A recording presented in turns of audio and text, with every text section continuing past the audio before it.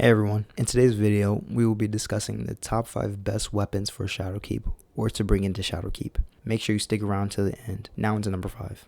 In at number 5 is the exotic hand cannon Sunshot. This weapon has been around since the beta and has had a glaring issue ever since, or at least for me, and that is the magazine size. I always wanted to use Sunshot, but I just never felt like I could because of the fact you would have to reload so often. But my prayers have been answered, thank God, and Bungie has decided to, come Shadowkeep, increase the magazine size of Sunshot from 8 to 12, and that's all I could ever ask for. As you can see in the background gameplay, I do have to reload a lot, but also I do a lot of damage, so I would like to increase that amount of time that I can do damage by having a bigger magazine, and that's exactly what we're getting. And at number 4 is the Crucible Pinnacle grenade launcher Mountaintop. Now Mountaintop has a lot of damage to it, but that's only when it's paired with a Lunafaction well or rift. In most cases you'll use a well for your damage dealing, like the Reckoning or the raid or any strike to melt a boss. But come Shadowkeep, as you all know, there's going to be a nerf to Lunafaction boots. It's going to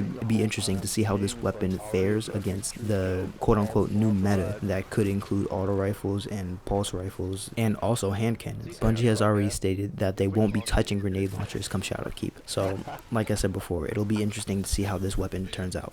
And at number 3, the Graviton Lance. This weapon has been an eye catcher to me ever since I saw it in the vanilla campaign. Its intrinsic perk, Black Hole, makes it so that the second shot of every burst rips into space-time and does more damage to the target. That sounds cool and all, but that's not where the damage dealing comes into play. The real perk is Cosmology. Cosmology makes it so that when you kill an enemy, that enemy explodes and the detonation produces these little projectiles that track, sort of like the Outbreak's nanites, in a purple sluggish effect. And as you can see with Sunshot and Risk Runner, which are the 3 weapons that you can get from Ashermere in the original campaign, these 3, that weapon, you can see that this weapon is a very useful tool, or will be a very useful tool in things like strikes or the Nightfall or the new raid or any ad clearing scenario, and that's why it's at number 3 on my list.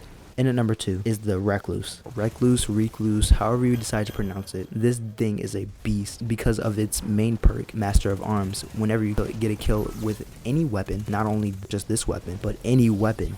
So you could use a scout rifle in your primary, get a kill with that, switch it out for Recluse, then do damage close range to mid-tier range and just demolish any small group of ads at one time. And the damage also translates over to PvP as well, with headshots doing 25 and body shots doing 19 when buffed, but when it's not buffed, it only does 11 to the body. This weapon can literally pair with anything at all, whatever you choose in your primary slot or your heavy slot, anything at all.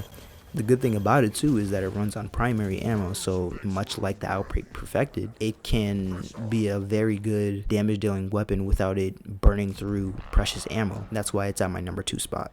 And at number 1 is the Outbreak Perfected. This weapon's intrinsic perk makes it so that the weapon spawns Siva nanites when you get a precision hit. It also has Outlaw so that you can reload faster. It will most definitely be used in all the raid and Nightfalls, strikes, public events, etc. I carry this thing around with me all the time, especially for PvE. And when combined with a Lunafaction Rift, which is very, very effective, the damage ramps up, so you don't have to reload at all.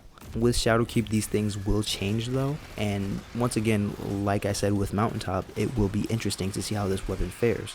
I still think it will be number 1 or at least S tier. It'll stay S tier in my opinion. And that's it for today. Hope you guys liked the video. I'll see you guys in the next one.